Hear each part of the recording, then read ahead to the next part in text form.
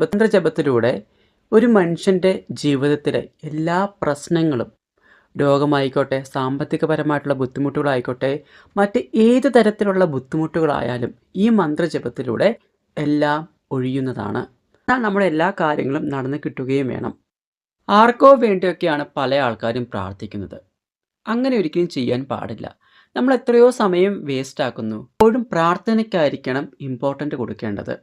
അതുപോലെ തന്നെ പ്രാർത്ഥിക്കുമ്പോൾ വളരെ ശാന്തമായിട്ട് ഓരോ നാമങ്ങളും പതിയെ പതിയെ വേണം ജപിക്കുവാനായിട്ട്. 108 തവണയൊക്കെ ജപിക്കുന്നവരുണ്ടാവും, അതും ഭയങ്കര സ്പീഡിലായിരിക്കും. അങ്ങനെ ജപിക്കാതെ വളരെ സാവധാനത്തിൽ, എത്രത്തോളം സാവധാനത്തിൽ ജപിക്കാൻ പറ്റുമോ അത്രയും സാവധാനത്തിൽ വേണം നമ്മൾ ജപിക്കുവാനായിട്ട്. എപ്പോഴും നാമജപം പതിയെ ആയിരിക്കണം. പല ആൾക്കാരും 108 തവണ നിത്യവും ഓം നമഃ ശിവായ, അല്ലെങ്കിൽ ഓം നമോ ഭഗവതേ വാസുദേവായ, അല്ലെങ്കിൽ ഓം നമോ നാരായണായ ഒക്കെ ജപിക്കാറുണ്ടായിരിക്കും.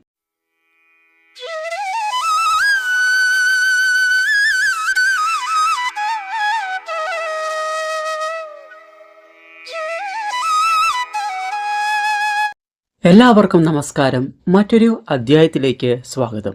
ഇന്നത്തെ അധ്യായത്തിൽ നിങ്ങളുമായിട്ട് പങ്കുവെക്കാൻ പോകുന്നത് മഹാവിഷ്ണുവിൻ്റെ അതിരഹസ്യമായിട്ടുള്ള ഒരു മന്ത്രത്തെക്കുറിച്ചാണ്. ഈ മന്ത്രജപത്തിലൂടെ ഒരു മനുഷ്യൻ്റെ ജീവിതത്തിലെ എല്ലാ പ്രശ്നങ്ങളും, രോഗമായിക്കോട്ടെ, സാമ്പത്തികപരമായിട്ടുള്ള ബുദ്ധിമുട്ടുകളായിക്കോട്ടെ, മറ്റ് ഏത് തരത്തിലുള്ള ബുദ്ധിമുട്ടുകളായാലും ഈ മന്ത്രജപത്തിലൂടെ എല്ലാം ഒഴിയുന്നതാണ്. അതുമാത്രമല്ല, മഹാവിഷ്ണു പ്രീതിക്കും ഈ ഒരു മന്ത്രജപം വളരെ ശ്രേഷ്ഠമാണ്. എല്ലാവരും ദൈവത്തെ വിളിക്കുന്നത് നമ്മുടെ ഓരോരോ ആവശ്യങ്ങൾ നിറവേറ്റി തരുവാൻ വേണ്ടിയാണ്. ഈ ഒരു അധ്യായം എന്ന് പറയുന്നത് കുറച്ച് വിശദീകരിച്ച് പറയേണ്ടതാണ്. അതുകൊണ്ട് ഈ ഒരു അധ്യായം കുറച്ച് സമയം കൂടുതലെടുക്കും. അപ്പോൾ സമയമുള്ളവർ കാണാൻ ശ്രദ്ധിക്കുക. കാരണം എല്ലാ അധ്യായത്തിലും ഇത്രയും സമയം എടുക്കാറില്ല. ചില കാര്യങ്ങൾ വളരെ വിശദീകരിച്ച് പറയേണ്ടത് കൊണ്ടാണ് ഇത്രയും സമയമെടുക്കുന്നത്. നമ്മുടെ കാര്യങ്ങൾ മാത്രം നടക്കുവാൻ വേണ്ടി ദൈവത്തെ പ്രാർത്ഥിക്കുവാൻ പാടില്ല. നിത്യവും പ്രാർത്ഥനയ്ക്ക് നമ്മൾ സമയം കണ്ടെത്തണം. പല കാര്യങ്ങൾക്ക് വേണ്ടി നമ്മൾ സമയം മാറ്റിവെക്കാറുണ്ട്. പക്ഷേ പ്രാർത്ഥിക്കുന്ന കാര്യം വരുമ്പോൾ ആർക്കും അതിന് താല്പര്യമില്ല. എന്നാൽ നമ്മുടെ എല്ലാ കാര്യങ്ങളും നടന്നു കിട്ടുകയും വേണം. ആർക്കോ വേണ്ടിയൊക്കെയാണ് പല ആൾക്കാരും പ്രാർത്ഥിക്കുന്നത്. അങ്ങനെ ഒരിക്കലും ചെയ്യാൻ പാടില്ല. നമ്മൾ എത്രയോ സമയം വേസ്റ്റ് ആക്കുന്നു. ചില ആൾക്കാരുണ്ട്, പ്രാർത്ഥിച്ചിട്ട് വേണം എനിക്ക് ഈ കാര്യം ചെയ്യാൻ, അല്ലെങ്കിൽ ആ കാര്യം ചെയ്യാൻ. അങ്ങനെ ഒരിക്കലും നമ്മൾ ചിന്തിക്കാതെ പ്രാർത്ഥന കഴിഞ്ഞിട്ടേ മറ്റെന്തും ചെയ്യുന്നുള്ളൂ. അങ്ങനെ വേണം നമ്മൾ ചെയ്യാനായിട്ട്. എപ്പോഴും പ്രാർത്ഥനയ്ക്കായിരിക്കണം ഇമ്പോർട്ടൻ്റ് കൊടുക്കേണ്ടത്.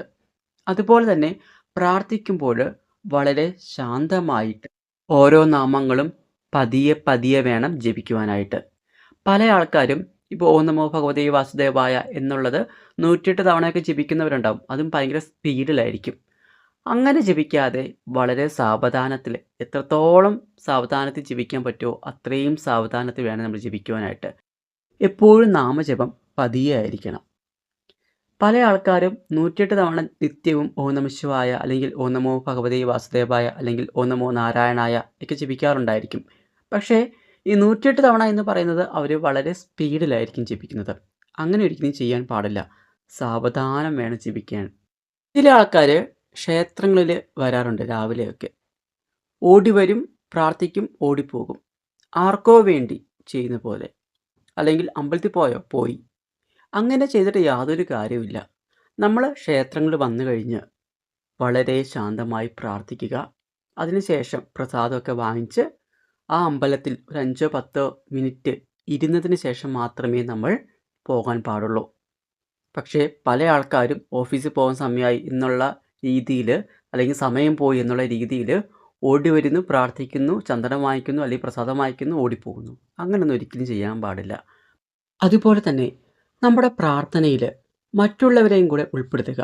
അതായത് നമ്മൾ പ്രാർത്ഥിക്കുമ്പോൾ മറ്റുള്ളവർക്ക് വേണ്ടി കൂടെ പ്രാർത്ഥിക്കുകയാണെങ്കിൽ നമ്മുടെ പ്രാർത്ഥന പെട്ടെന്ന് തന്നെ ഈശ്വരൻ കേൾക്കുന്നതാണ്. അതുപോലെ ഒരു കാരണവശാലും പ്രാർത്ഥിക്കുമ്പോൾ നെഗറ്റീവായിട്ടുള്ള കാര്യങ്ങൾ പറയാൻ പാടില്ല. എപ്പോഴും പോസിറ്റീവായിട്ടുള്ളത് മാത്രം പറയുക. അതുപോലെ മറ്റുള്ളവർ നശിക്കുവാൻ വേണ്ടി ഒരു കാരണവശാലും പ്രാർത്ഥിക്കാതിരിക്കുക. അത് നമുക്ക് തന്നെയായിരിക്കും തിരിച്ചടി കിട്ടുന്നത്. ഇനി പറയാൻ പോകുന്ന മന്ത്രം ഏതെങ്കിലും ഒരു വ്യാഴാഴ്ച ദിവസമാണ് ആരംഭിക്കുന്നതെങ്കിൽ, അതായത് മന്ത്രജപം ഒരു വ്യാഴാഴ്ച മുതലാണ് ആരംഭിക്കുന്നതെങ്കിൽ വളരെയേറെ ശ്രേഷ്ഠമാണ്. അപ്പോൾ ഈ മന്ത്രങ്ങൾ നിങ്ങൾക്ക് 12 ഉരു, 21 ഉരു, 41, 108 ഉരു എന്നിങ്ങനെ ജപിക്കാവുന്നതാണ്. ശരീരശുദ്ധിയോടും മനഃശുദ്ധിയോടു കൂടി വേണം ഈ ഒരു മന്ത്രം ജപിക്കുവാനായിട്ട്. അതുപോലെ തന്നെ മന്ത്രജപം വളരെ പതുക്കെയായിരിക്കണം. ഒരു കാരണവശാലും നമ്മൾ മന്ത്രം സ്പീഡിൽ ജപിക്കാൻ പാടില്ല. അപ്പോൾ ഈ ഒരു മന്ത്രം 1-2 ദിവസം ജപിച്ചിട്ട് യാതൊരു കാര്യവുമില്ല. എത്ര നാൾ ജപിക്കാൻ പറ്റുമോ അത്രയും നാൾ ജപിക്കുക. അല്ലെങ്കിൽ ഈ ഒരു മന്ത്രജപം നമ്മുടെ നിത്യ പ്രാർത്ഥനയിൽ ഉൾപ്പെടുത്തുക. നിത്യവും ജപിക്കുകയാണെങ്കിൽ നമ്മുടെ ജീവിതത്തിൽ എന്തെന്നില്ലാത്തൊരു മാറ്റം നമുക്ക് തന്നെ അനുഭവിച്ചറിയാൻ സാധിക്കുന്നതാണ്. ഇനി നിങ്ങൾക്ക് ഈ ഒരു മന്ത്രം നിത്യ പ്രാർത്ഥനയിൽ ഉൾപ്പെടുത്താൻ സാധിക്കുന്നില്ല എങ്കിൽ 12 ദിവസം അല്ലെങ്കിൽ 41 ദിവസമൊക്കെ തുടർച്ചയായി ഈ ഒരു മന്ത്രം നിങ്ങൾക്ക് 108 തവണ വീതം ജപിക്കാവുന്നതാണ്. മുടങ്ങാതെ വേണം ജപിക്കേണ്ടത്. അങ്ങനെ ജപിക്കുന്നത് വളരെയേറെ ഫലപ്രാപ്തി നൽകുന്നതാണ്. പക്ഷേ ഒരു ദിവസമെങ്കിലും മുടങ്ങിപ്പോയാൽ അത് വീണ്ടും ഒന്നേന്ന് തൊട്ട് തുടങ്ങുക. അങ്ങനെ മുടങ്ങാതെ ജപിക്കുന്ന ഏതൊരു വ്യക്തിക്കും അവരുടെ ജീവിതത്തിൽ എല്ലാ വിധത്തിലുള്ള സമ്പൽ സമൃദ്ധിയും ഭഗവാൻ നൽകുന്നതാണ്. കാരണം ഇത് ഭഗവാന്റെ ഏറ്റവും ഇഷ്ടപ്പെട്ട മന്ത്രങ്ങളിൽ ഒന്നാണ്.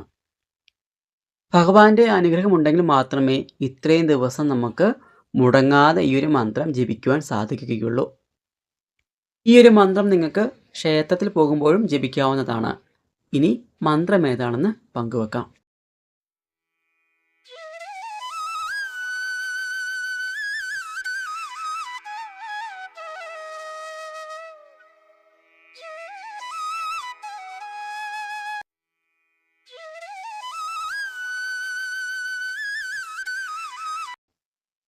ഭഗവാന്റെ ഈ 12 നാമങ്ങളും രാവിലെയും വൈകുന്നേരവും 12 പ്രാവശ്യമോ അതുമല്ലെങ്കിൽ 108 തവണയോ ജപിക്കാവുന്നതാണ്.